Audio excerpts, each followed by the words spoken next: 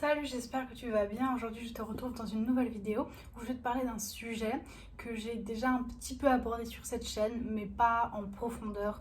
Aujourd'hui, je vais te parler de la dépendance affective et comment s'en sortir. Donc, qu'est-ce que la dépendance affective? La dépendance affective, c'est quand on a besoin de quelqu'un pour nous donner de l'amour, pour nous donner de l'attention. Quand tu es dépendant affectif, c'est parce que tu ne te donnes pas cet amour et c'est les autres qui t'en donnent. Et vu qu'on a besoin d'amour, tu vas commencer à dépendre de l'autre par rapport à l'amour. J'ai pas les moyens pour subvenir à mes besoins vitaux car je n'ai pas de salaire chaque mois. Mes parents, oui. Du coup, je suis dépendante de mes parents pour subvenir à mes besoins. Déjà, sache qu'on a tous besoin d'être aimés, c'est normal. C'est l'homme qui est fait ainsi. Il a besoin d'amour, il a besoin d'être aimé. On ne peut pas vivre sans amour, c'est juste pas possible. Parce que même si beaucoup de monde vit dans la peur, qui est l'énergie inverse de l'amour, on a quand même besoin de cette énergie d'amour pour vivre. C'est vital en fait. Un nouveau-né, s'il n'est pas câliné, s'il n'est pas bercé, s'il n'est pas aimé, il risque de mourir. Et je t'invente pas n'importe quoi, parce que il y a quelques mois, j'ai regardé un film qui racontait l'histoire de Françoise Dolto, une des premières psychanalystes de l'enfant. Donc elle a vécu au XXe siècle, je crois même début du XXIe, mais voilà, c'était vers 1900. Et c'était à l'époque où voilà, les femmes, elles se trouvaient un mari, elles étaient dépendantes du mari financièrement, elles restaient à la maison, s'occupaient des enfants et le mari travaillait. Et elle, déjà toute petite, elle disait à sa mère qu'elle voulait aider les autres, qu'elle voulait être médecin, qu'elle voulait aider les enfants. Et donc cette femme, Françoise Dolto, est intervenue dans les orphelinats et dans les maternités où des bébés qui étaient donc soit abandonnés, soit qui n'avaient pas de parents, elle est intervenue et elle a dit que si les enfants n'étaient pas bercés, qui n'étaient pas câlinés, chouchoutés, aimés, ils risquaient de mourir. Et elle l'a prouvé parce que là-bas, les enfants, on les nourrissait juste et ils avaient de l'attention au moment des repas, au moment où il fallait les changer et c'est tout. Il y avait beaucoup de mortalité infantile. Et du coup, quand elle a dit maintenant on va les bercer, on va les chouchouter, on va les câliner, il y a eu une réelle baisse de la mortalité infantile. Au début, quand un bébé pleurait, elle les laissait pleurer. Ensuite, ils ont commencé à s'occuper un peu plus, à donner de l'attention, rien que 5 minutes par jour. Et voilà, ça a déjà fait une baisse de la mortalité. Ce qui prouve qu'on a besoin d'être aimé pour vivre. C'est un besoin naturel comme manger, faire pipi ou alors s'habiller. Mais lorsqu'on a été blessé ou plus précisément abandonné ou qu'on a ressenti de l'abandon, il y a une différence entre être abandonné au sens pur ou ressentir de l'abandon. À ce moment-là, on devient dépendant. Dépendant de quelqu'un qui nous aime ou on fait tout pour qu'il nous aime. On peut être dépendant de sa mère, de son père, comme son amoureuse ou son amoureux. Donc on devient dépendant lorsqu'il y a une blessure d'abandon. Ceux qui souffrent d'abandon ne se sentent pas assez nourris affectivement. Mais ce livre t'en parlera mieux et je te conseille fortement de le lire. C'est Les 5 blessures qui empêchent d'être soi-même de Lise Bourbeau. Au passage, c'est un livre qui a changé ma vie, qui m'a ouvert au développement personnel et tout le tralala, mais je te conseille absolument de le lire.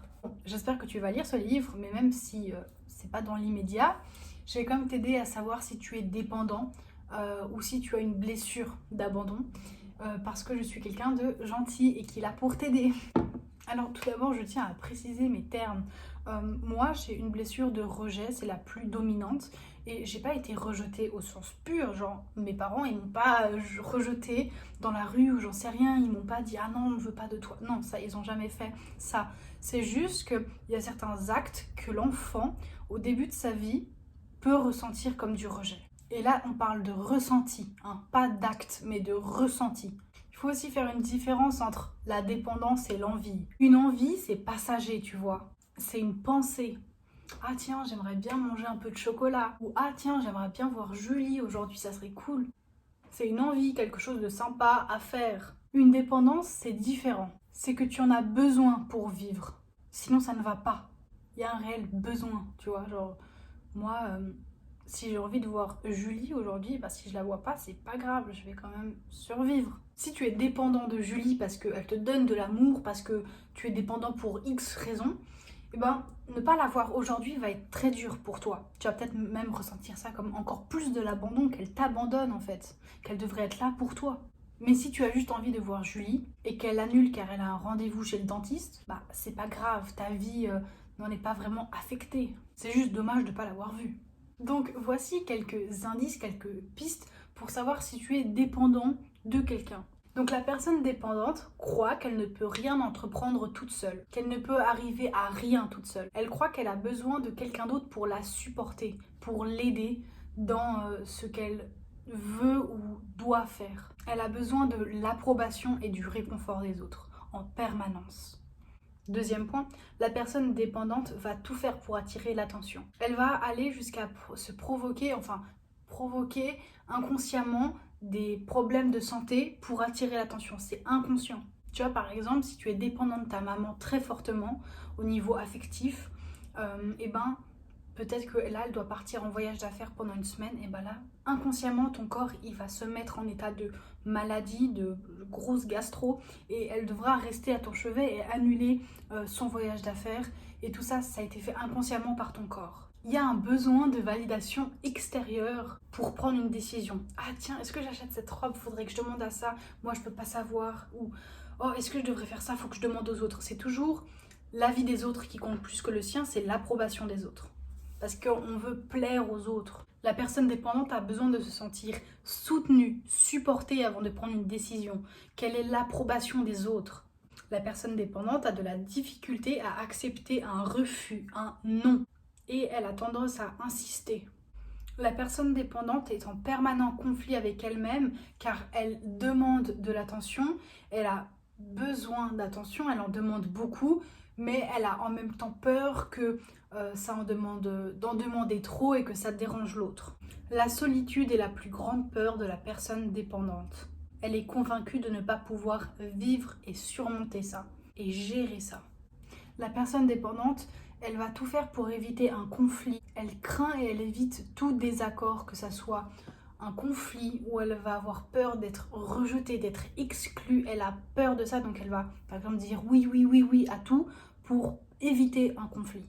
La personne dépendante initie très peu de choses par soi-même. Elle a du mal à démarrer des projets seule ou à faire des choses par soi-même. Elle se sent aussi dans l'incapacité de poser ses propres limites ou de les défendre. Elle peut se sentir anxieuse rien qu'en pensant être seule ou en l'étant. Voilà quelques pistes. Je pourrais pas te dire que si tu as plus de combien de points tu es dépendant, mais c'est à toi de voir aussi, c'est à toi d'un peu d'évaluer dans tes relations de tous les jours. Donc la première étape pour s'en sortir, c'est de savoir si on est dépendant. C'est la base de tout, c'est de prendre conscience. Donc pour ça, je te conseille de lire ce livre ou de vraiment faire l'exercice que je t'ai dit dans tes relations. Est-ce que tu es plutôt comme ci, comme ça, et de ne pas se mentir à soi-même. Deuxième étape, c'est de savoir ce qu'on attend de l'autre.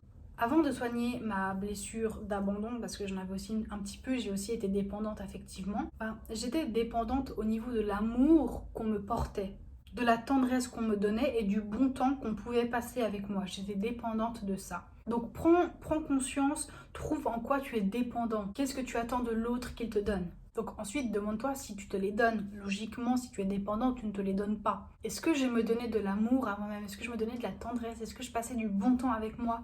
Non. J'attendais que l'autre me donne ce que je ne me donnais pas. J'étais dépendante parce que je n'allais pas vers moi, j'allais vers les autres pour qu'ils me donnent ce que je ne me donnais pas. Tu peux toquer avant de rentrer dans ma chambre? Non, qu'est-ce qu'il y a? Quoi? La zone. Non mais... Quoi? Tu dois recommencer depuis le début? Non mais fous-moi la paix là. J'ai 10% de batterie, même pas, ça va pas durer. Sur les beaux gosses. Et la quatrième étape, c'est de vraiment purement guérir cette blessure en se donnant ce que l'on se donne pas. Enfin là, tu vas pas guérir ta blessure, mais tu vas soigner la dépendance affective. Tu peux avoir la blessure d'abandon sans être forcément dépendant affectivement. Tu vois ce que je veux dire? Tu vas te mettre dans une position de dépendant quand tu as la blessure d'abandon. C'est dur d'aborder ce sujet en vidéo, juste une vidéo. Donc donne-toi ce que tu attends que les autres te donnent et ce que tu ne te donnes pas. Si tu es dépendant de ton copain au sens amoureux, parce que c'est ton petit copain, ça ne veut pas dire que tu ne l'aimeras plus après. Tu auras toujours de l'amour pour lui, mais tu n'auras plus besoin de lui en fait. Parce que tu n'auras plus besoin de lui pour ce dont tu dépendais. Tu l'aimeras toujours, tu ne seras juste plus dépendant de lui. Tu vois, j'ai soigné ma blessure de dépendance, maintenant je m'aime et je n'attends pas absolument que les autres y m'aiment en fait. Si je vais vers quelqu'un, si je commence une nouvelle relation avec quelqu'un, c'est pas pour qu'il m'aime absolument, tu vois. Je n'attends pas que les autres y remplissent mon réservoir d'amour parce que je me le remplis déjà moi-même. Et au passage, j'aime toujours mon copain, j'aime toujours les autres même si je me donne déjà de l'amour. C'est pas parce que tu peux te payer un resto que ça te fait pas plaisir si l'autre il t'invite au restaurant, tu vois. L'amour, ce n'est pas de la dépendance. Quand tu n'es plus dépendant, cela ne veut pas dire que tu ne pourras plus aimer. Et comme le dit Neil Donald Walsh, si je ne vais pas vers l'intérieur, je vais en manque vers l'extérieur. Et je suis totalement d'accord parce que si je ne m'aime pas, si je ne suis pas en amour à l'intérieur de moi-même, bah je vais aller vers l'extérieur, vers l'autre pour en chercher.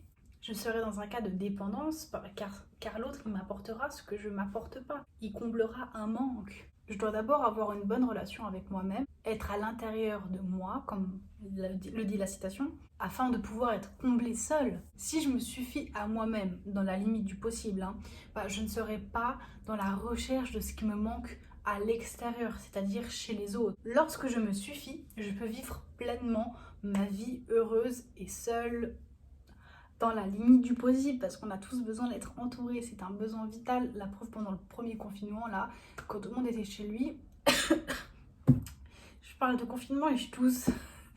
Et bah, quand tout le monde était chez lui, il y en a un, il vivait tout seul et c'était horrible parce qu'on a besoin d'être entouré, de voir des gens. Quand tu t'aimes, bah, les autres, c'est un plus en fait au niveau d'amour. C'est un truc en plus, mais t'as pas besoin d'eux en termes d'amour parce que tu te donnes déjà cet amour. Donc voilà, suis les étapes que je t'ai données, cela va bien t'aider et soigne cette blessure d'abandon avec 1. Le livre et 2. Avec un thérapeute. Apprends à t'aimer, c'est important d'apprendre à s'aimer, de se donner d'abord à soi puis aux autres.